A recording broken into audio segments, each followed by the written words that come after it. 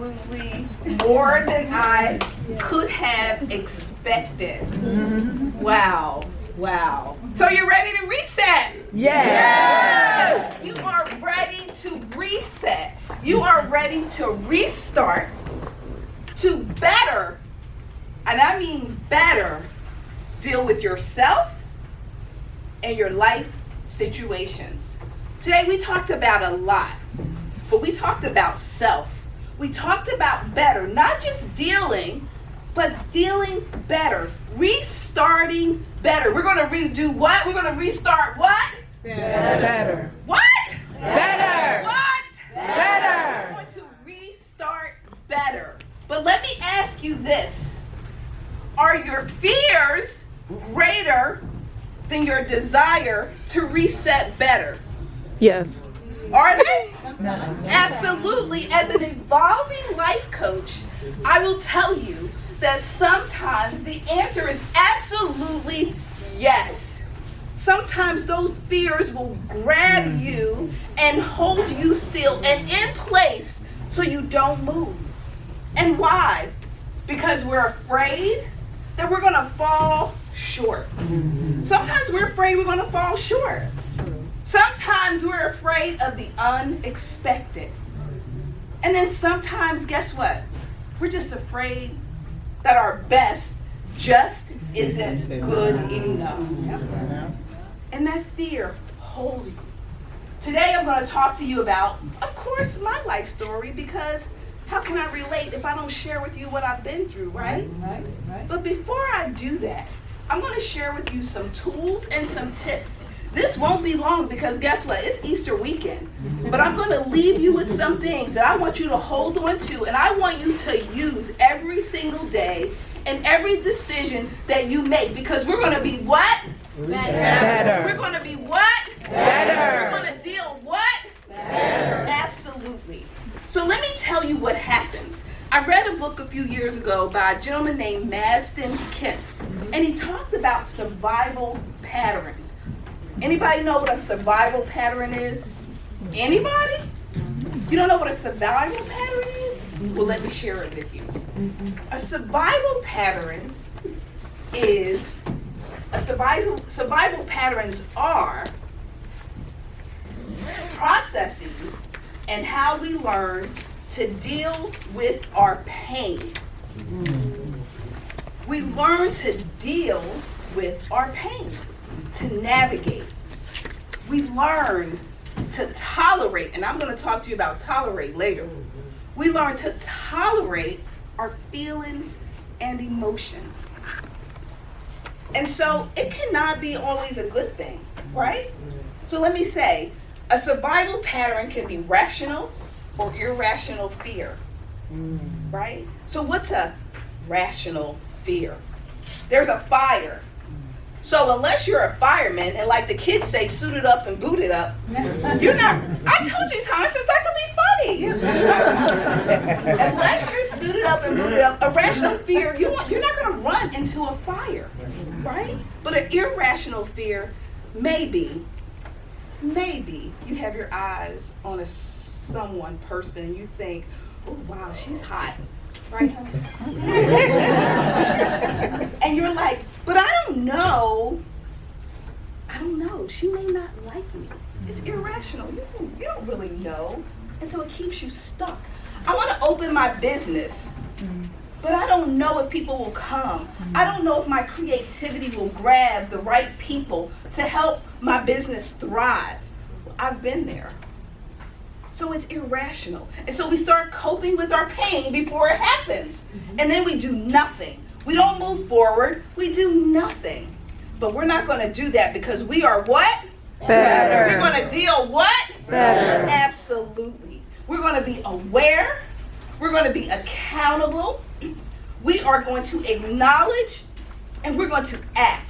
And we're going to act in every situation in our lives, and we're going to do it better each and every day. So who's Coach Charley? Wow, I'm glad you asked. So let me just say this. A few years ago, even though my son doesn't understand this, when I was 23 years old,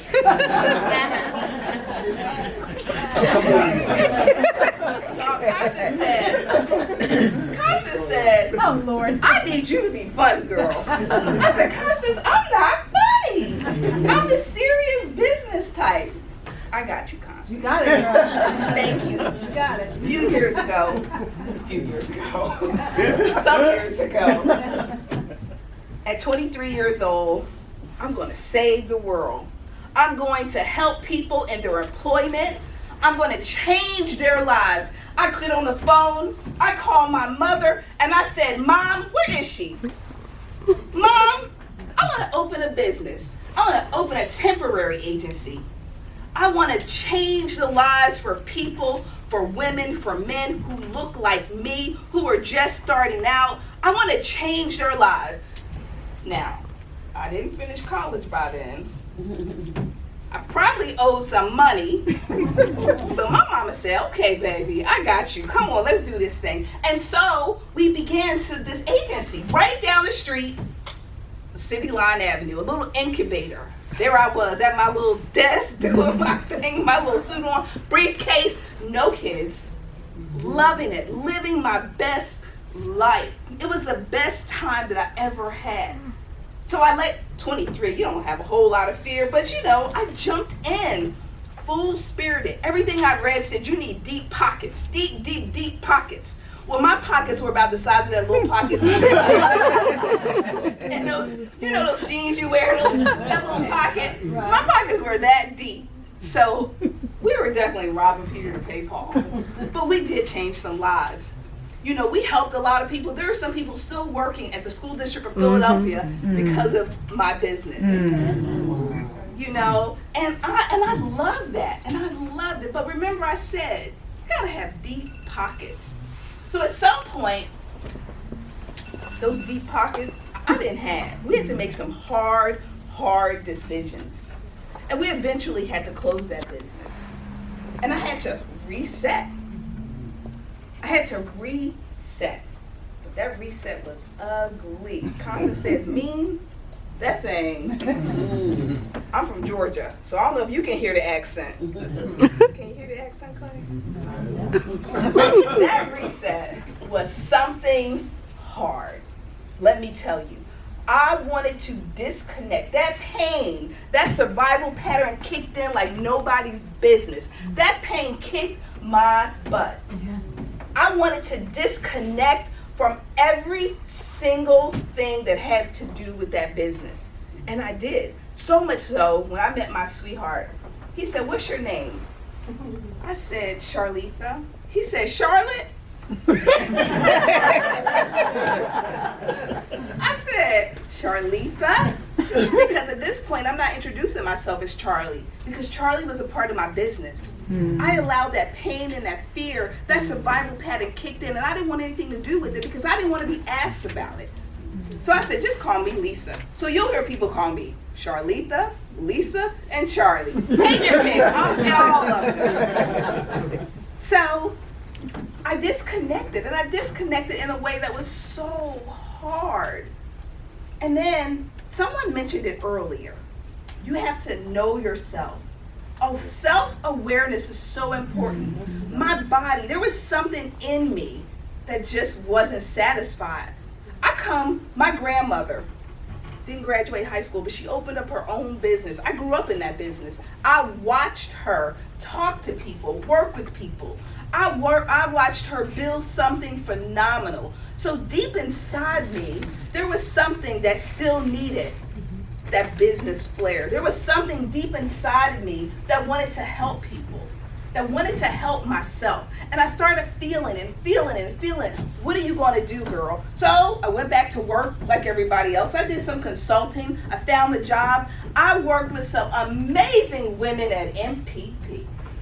They said, girl, Celeste, you need to be a life coach. What? What is a life coach? It's you. Huh? I'm just doing what I do. But it changed my life. But still, that survival pattern kicked in, right? It's gripping me. Oh, I'm a business person. I went to school for business. So I started Kaizen Consulting. Well, What's Kaizen Consulting? Glad you asked. Kaizen Consulting. Kaizen means continuous development. That is what I've been doing all of my life. That's what you've been doing all of your life. Being better, continuously improving. So I created this company because I wanted to make businesses better. The idea is Japanese. Is to let's look at our business based on what the people who are running it on the ground says about our business. So it is a Japanese term. I love it. It really resonated with me. Okay, Danielle. Charley, you got Kaizen Consulting. Girl, I got a client for you. Went out and did my thing. Loved it. But survival pattern kicked in again, gripping me. Can you really do it? Are you good enough? Are you good enough? Oh, I'm going to hold off. I'm going to pause. I'm going to pause with Kaizen because I'm not really sure if that's still with me, but it is. So some years go by, I get married, I have another son, I have a daughter by now, and I figure I need to really figure out how I want to live my life. What do I want to do? Who am I? How does it feel to me? What do I love? I love Charley. And I love all of her. And I want to give her to as many people as possible to help them continuously do what?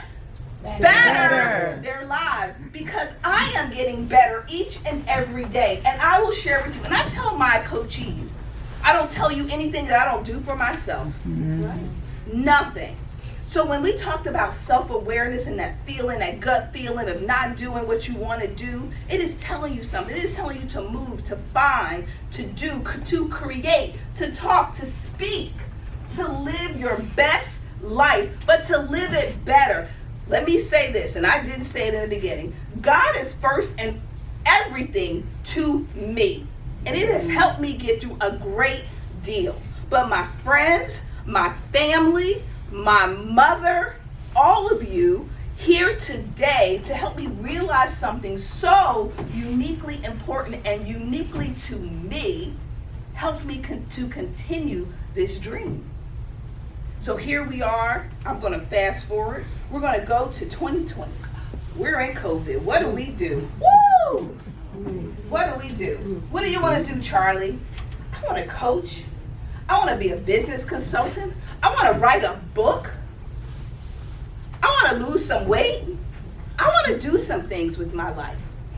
I want to be more to my friends. I want to be more available to my family. I want to love up on my children. I want to grow with them as they're growing. So I decided, and I said, you know what? A lot of times in our lives, we fail because we tolerate, and we talked about it. Survival patterns help you tolerate your feelings and emotions. We are not just going to tolerate, but we're going to transform. And we're going to transform how? Better. We're going to transform better. So I get this idea and I'm like, you know what? I need to stop tolerating the things that I can change. There are things that I can change about my life.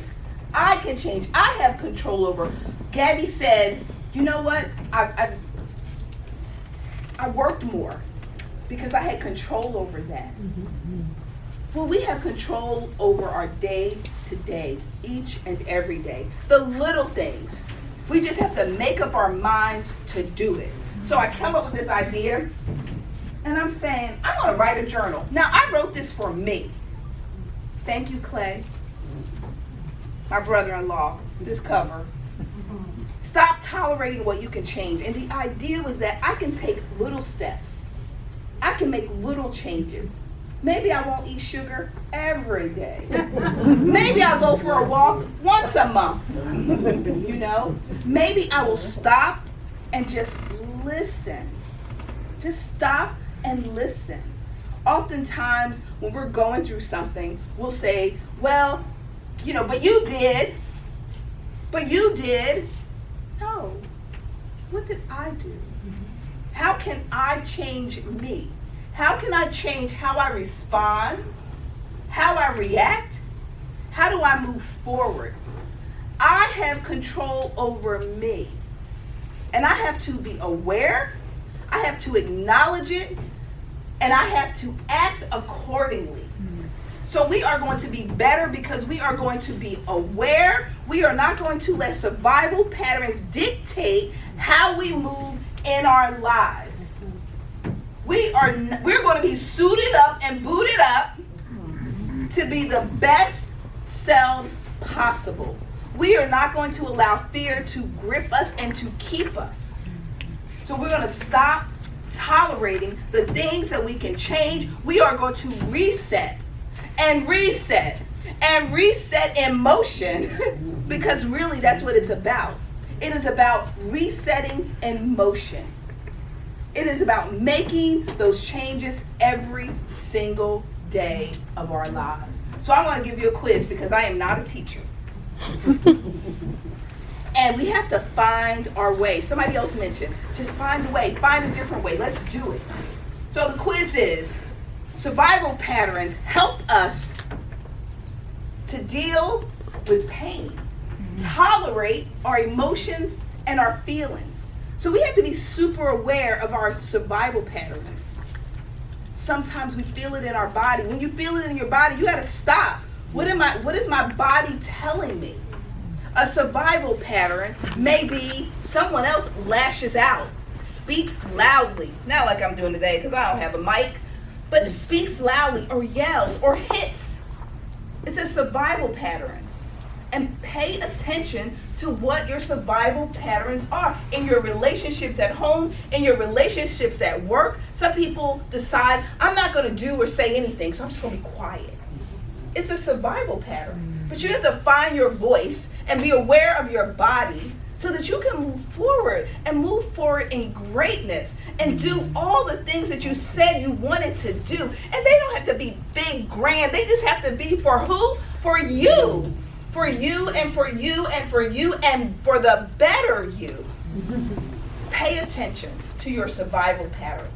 Pay close attention to your irrational and rational fears. If it is irrational, is that real? Am I making it up? Is it my daughter? Where is she? Right here. Is it a you thing or a me thing?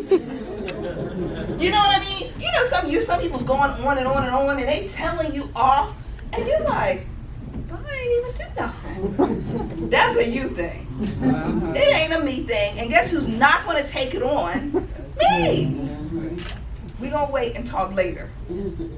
You know, we had lots of walks and talks, and that freeing yourself. Freeing yourself. In any situation, if you stop long enough to say, how can I free myself? Right, Morgan? How do I free myself from this? How do I free myself from something that is causing me discomfort and pain and angst and my inability to move and do something? How do I free myself from it? How do I reset in the moment, in motion? And so I guarantee you, if you start to say, wait a minute, is this a survival pattern? And it has to be that quick. I practice it every single day. In marriage, with my children, with my family, at work. Till somebody said something about bosses. Look, some of us are bosses, but some of us have bosses. Right, honey? But we got to reset that thing, right? Because it can't steal us and rob us of our peace and of our better selves. So if you check your survival patterns, you stop to figure out how you can reset, and you become so aware of yourself, not everybody else, because we can see them and point the finger. Ooh, they need to get that together. No, girl, how you need to get together? How do I need to get together? Awareness of self, being better for self. Acknowledge your wrong. Look, if you can just acknowledge to yourself, if you can just tear down your pride and acknowledge yourself, maybe you don't have it yet to say, you know what, my bad, I was wrong. But if you could say, darn, Charlie, you really said that to yourself, then maybe the next time you can be You can do it better. You can say it better. You can be better. That business can be better. You can acknowledge that your pockets was this little. You ain't have enough money for that business. You did it, yes, be proud. But guess what? At the end of the day, you weren't ready. But you did it. And you did it. And now the next time you can do it better. And then be ready to move, to act according to how you want to live your life. Nobody wants to live in sadness. Nobody wants to live alone. We want to have friends and family. We want to live better. So we want to check our survival patterns. We want to acknowledge. We want to be aware. We want to act. We want to live free in the moment. You know, I mentioned earlier that someone said, find a way. And in my book, in my journal, I wrote something that I use every single time. And it's find a way. And I want to read it to you because it helps me sometimes when I get stuck. And sometimes I don't read it. Sometimes I just remember, find a way. Find a way. Find a way inside and then move. Just move. Keep moving. Keep acting. Keep living. Keep smiling. Keep being happy. Keep acknowledging, I'm not happy right now. But guess what? In a few minutes, I'm going to be. Because I'm not going to let it tear me down. In a few minutes might be the day. I just need a day. But find a way. Find a way to reset. Find a way. So if you let me, I'd like to read. And any Toastmasters in the room, because, you know, we don't be reading in Toastmasters. You got to remember that stuff. But I'm going to read it to you because, somebody has my handbag with my glasses. I know, I'm only a few years from 22. I want to read this to you.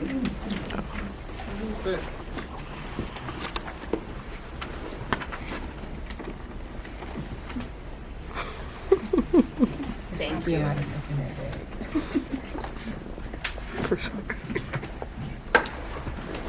All right, here we go. Find a way. At a sporting event, I spend lots and lots of time at sporting events, track, wrestling, you name it. At a sporting event I attended, find a way was printed on the back of the team's shirts. Immediately intrigued, because I'm a thinker, by the statement, I began to ponder life and how too often we must find a way in or out of something. Whether it's our desire to lose weight, go back to school, start a business, get out of debt, save money, or save a relationship. Finding a way requires commitment to the process. Finding a way is perseverance.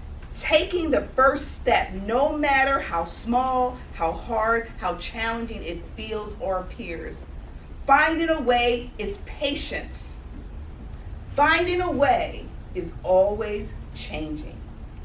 Ladies and gentlemen, family and friends, find your way and live the best life that you can live. And do it what? Better.